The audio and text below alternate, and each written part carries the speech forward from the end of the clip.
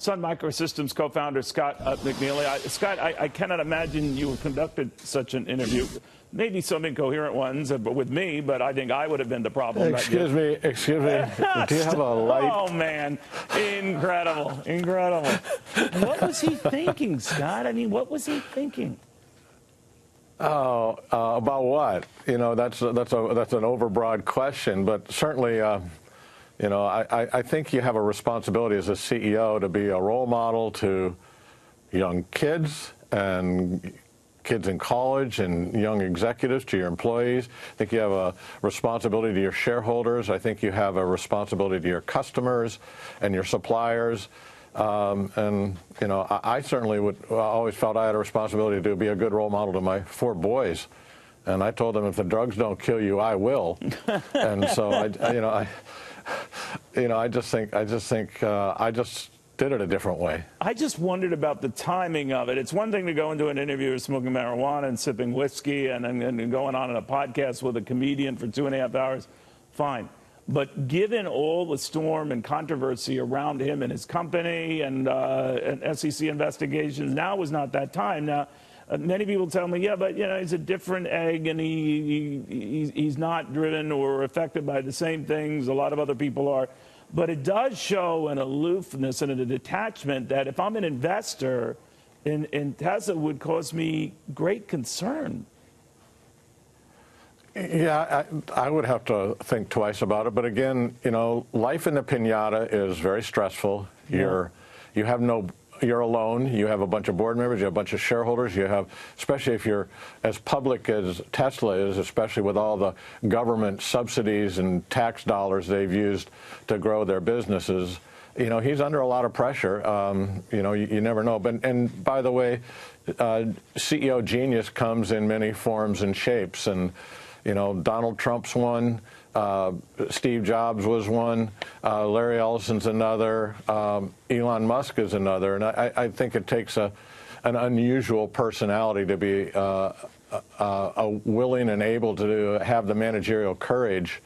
Maybe a doobie gives him managerial courage he needs to fight on. Well, I don't know. It just There's wasn't no the way I denying operated. the guy's a genius, and I'm not certainly here to besmirch him. I think what you worry about, just looking at the company and the financial impact, when his chief accounting officer, Dave Morton, resigns after just a month on the job, and then his HR boss also leaves, you know, after a little more than a few months on the job. I mean, that is getting the appearance of a jailbreak. And I wonder if you think the company can survive this, because maybe it's bigger than Elon Musk now.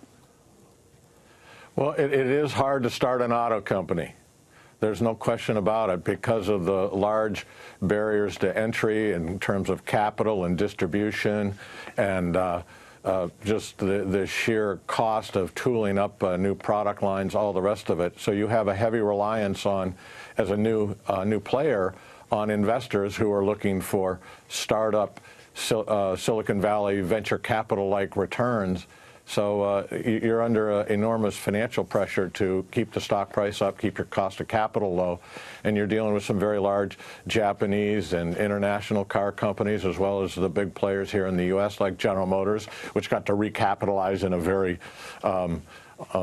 unusual way, and then you have Ford, which is a very strong company also. So and then you have the other big players who have trillion-dollar values getting into the game, whether it be an Apple or a Google, which is near $1 trillion or whatever. You have some very, very big players playing in that space. So it's very, very competitive.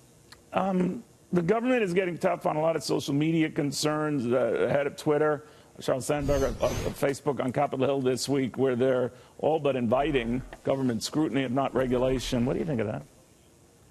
They got to stay away. The government is not who ought to be regulating free speech. And I just think that people need to know that whatever you put out on the internet is a digital tattoo. Whatever you see out there, you have no idea who posted it, whether they're a bot, a liar, somebody with extreme bias. Should we know, Scott? That was the issue here. That should we know the source of what we read? You can't. You just can't. And even and I've always argued that every newscaster and reporter should have encrusted on the screen when they're reporting what their voting and donation record was from a political perspective, if there's anything political about what they're reporting on. I had to do that when I was CEO. I had to make all of my conflicts of interest and investments in potentially competitive or partner companies available to all of my shareholders so that they knew where I was coming from and what decisions I was making with what kinds of influences and biases.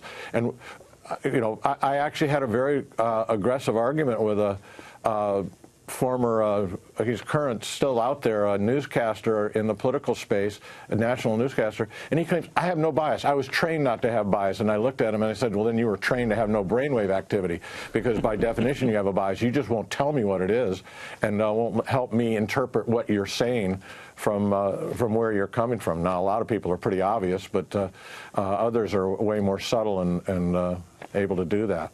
It's very interesting. Look at the time. I wish I could tell you some of my biases, but I don't have any time. Scott, always good seeing you. Thank you very, very much. Thanks, buddy. Take care. Scott McNealy.